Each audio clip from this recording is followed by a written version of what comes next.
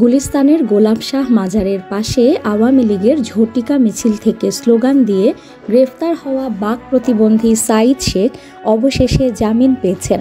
মঙ্গলবার ঢাকার অতিরিক্ত মুখ্য মহানগর হাকিম জাকির হোসাইন এই জামিনের আদেশ দেন।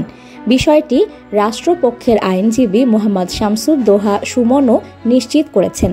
এর আগে 24 অগস্ট ওই ঝটিকা মিছিল থেকে 3 জনকে গ্রেফতার করে পুলিশ। তারা হলেন সাঈদ শেখ, রাজু আহমেদ এবং শেখ মোহাম্মদ শাকিল। সন্ত্রাস বিরোধী আইনে মামলার পরের দিনই তাদের আদালতে হাজির করা হয়। সেখানে তদন্ত কর্মকর্তা সাঈদ শেখকে বাক প্রতিবন্ধী হিসেবে উল্লেখ করেন।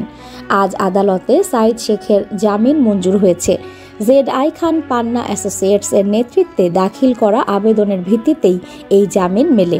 এই ঘটনায় আবারও সামনে এসেছে মানবাধিকার আর ন্যায় বিচারের প্রশ্ন। একজন বাক প্রতিবন্ধীকে স্লোগান দেওয়ার অভিযোগে গ্রেফতারের যৌক্তিকতা নিয়ে ইতিমধ্যেই আলোচনার ঝড় উঠেছে। এদিকে মামলার অপর 2 আসামি রাজু আহমেদ ও শেখ মোহাম্মদ শাকিলের আইনি প্রক্রিয়া এখনও চলমান। পরবর্তী শুনানিতে তাদের অবস্থাও পরিষ্কার হবে।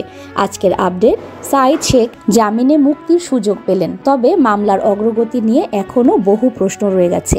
নিউজ ডেস্ক সংযুক্ত।